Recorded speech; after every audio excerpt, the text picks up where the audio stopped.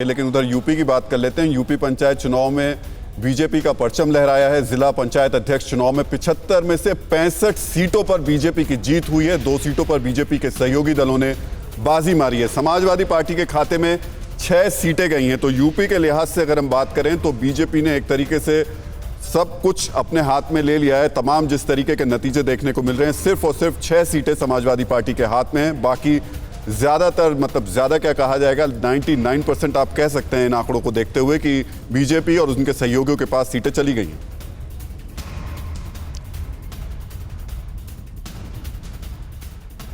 तो कुल मिलाकर बीजेपी जीत का परचम लहराती हुई नजर आ रही है पंचायत चुनावों में। और ये जीत अपने आप में इसलिए अहम हो जाती है क्योंकि 2022 में विधानसभा चुनाव होने हैं और उससे पहले इसे कुरुक्षेत्र का सेमीफाइनल माना जा रहा था। 2022 के कुरुक्षेत्र का नतीजे क्या रहे हैं जरा देखिए। यूपी जिला पंचायत अध्यक्ष चुनाव, कुल सीटें थी 75।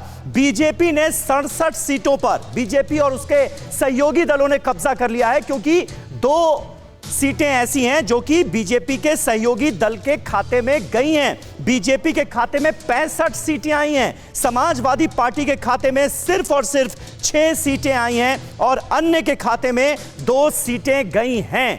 कुल मिलाकर यह स्थिति बनती हुई नजर आ रही है और इसीलिए साफ तौर पर यह कहा जा रहा है कि इस बार जीत का परचम लहरा दिया है भारतीय जनता पार्टी ने। 45 जिलों में बीजेपी और समाजवादी पार्टी में सीधा मुकाबला था। 75 में से 67 सीटों पर बीजेपी और उसके सहयोगी दलों ने मार ली है बाजी। समाजवादी पार्टी को सिर्फ और सिर्फ 6 सीटें हासिल हुई। बड़े बड़े पॉइंटर्स क्या रहे ये हम आपको बता रहे हैं। 53 जिला पंचायतों के अध्यक्ष का चुनाव हुआ था। कुल मिलाकर यह स्थिति। समाजवादी पार्टी के प्रवक्ता घनश्याम तिवारी हमारे साथ हैं। घनश्याम जी, जो आज सुबह मुलाकात हुई वो कहीं यही तो नहीं था कि लग रहा था नतीजे इस तरीके के आ जाएंगे, इसलिए अब लोगों को साथ जोड़ना जरूरी है। आज जो संजय सिंह के साथ मुलाकात हुई है अखिलेश यादव की, इस एनालिसिस में बस एक शब्द अच्छा लगा जिसमें समीर अब्बास जी ने कहा कि कब्जा कर लिया है। भारतीय जनता पार्टी ने एग्जैक्टली वही किया है। पुलिस से, गुंडों से, एसपी से, डीएम से, जिनकी आप बाइट्स लीक हो रही हैं, कब्जा कर लिया है। किसी का अपहरण करा करके, किसी का घर तोड़ करके, किसी के ऊपर मुकदमा करके, किसी की जगह नकली प्रत्याशी को भेज करके, अगर कब्जा करना ही लोकतंत्र है तो भारतीय जनता पार्टी ने तमाम मिसालें पेश की हैं। राफेल से लेकर के राम मंदिर पर हर तरह के स्कैम से जुड़ी हुई। चुनाव में आपने कैसे जीती फिर? वो तो आप देख रहे हैं, आप खबरों में हैं। आप अगर सच दिखाना चाहते हैं तो आपको दिखाई देगा। अगर आप सच नहीं दिखाना चाहते, आप एनालिसिस करना चाहते तो मेरी भी एनालिसिस सुन लीजिए। अगर डीएम और एसपी, अगर डीएम और एसपी, अगर आप कहते हैं कि लोकतांत्रिक चुनाव है, अगर टीवी 9 भारतवर्ष ये कह दे कि ये लोकतांत्रिक ढंग से चुनाव हुआ है, तो मैं आपकी दाद दूंगा। मैं खामोश रहूंगा। मैं सुनना चाहता हूं आपके मुंह से। एक मीडिया चैनल नहीं कह सकता ये लोकतांत्रिक ढंग से चुनाव हुआ है। तो इस देश में अगर लोकतंत्र सिर्फ कब्जा करने की मिसाल है तो उसमें भारतीय जनता पार्टी जिस गिरे हुई राजनीति को करता है उसमें वो बेमिसाल है।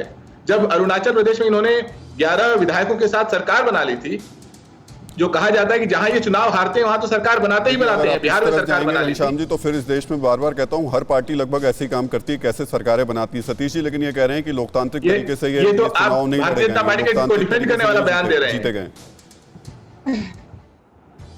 के पार्टी के राष्ट्रीय नेताओं पे मतपेटियां लूटने के आरोप रहे हैं।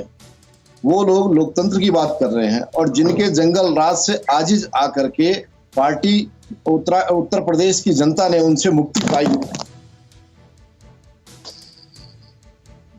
जी ठीक है सतीश लखेड़ा जी, मैं आता हूं। घनश्याम तिवारी जी, हम अगर मैनपुरी का एग्जाम्पल लेकर बात करें तो मुझे लगता है समझ में आ जाएगा। मैनपुरी का एग्जाम्पल बड़ा दिलचस्प है। यहां पर 30 साल से समाजवादी पार्टी का प्रत्याशी जीतता आया था, लेकिन इस बार बीजेपी की प्रत्याशी हैं अर्चना भदौरिया, वो जीती हैं। ये स्थिति क्यों आई?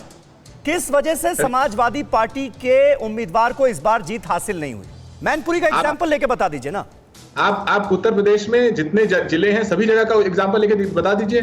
क्या औरैया के डीएम की बाइट लीक नहीं हुई जिस तरीके से कंबल पिटाई करने की बात कर रहे थे? मैनपुरी का मैंने जिक्र किया। मैनपुरी तो गढ़ है ना आपका। आप देखिए समीर अब्बास जी, मैं आपकी रेस्पेक्ट करता हूं, लेकिन अपने दर्शकों को गुमराह मत कीजिए। ये सरासर लोकतंत्र की हत्या है और ये बात आपको कहनी चाहिए। अगर आप नहीं कह पा रहे तो मुझे कहने दीजिए। घनश्याम जी, सवाल पूछना कहीं से गुमराह करना नहीं है। मैंने आपसे सवाल पूछा है, मैनपुरी का एग्जाम्पल दिया है, उस सीट का एग्जाम्पल दिया है जो समाजवादी पार्टी का गढ़ है। अब उसका जवाब दे दीजिए ना, वहां पर क्यों बीजेपी की कैंडिडेट इस बार जीत गई? 30 सालों से तो आप ही जीत रहे थे, आपका गढ़ था।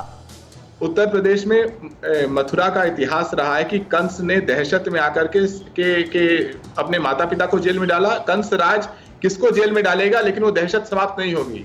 22 में बाइसिकल आने वाली है, ये जितना दहशत करना चाहे। उत्तराखंड की मुख्यमंत्री की सीट तो संभल नहीं रही है इन लोगों से, म्यूजिकल चेयर की तरह रोज मुख्यमंत्री बदल देते हैं। ये भी लेकिन बड़ा दिलचस्प है घनश्याम जी, आपको आज के चुनाव पे यकीन नहीं है, 2022 के चुनाव पर यकीन है। फिक्र आपकी, सोमवार से शुक्रवार रात 9 बजे सिर्फ TV9 भारतवर्ष पर।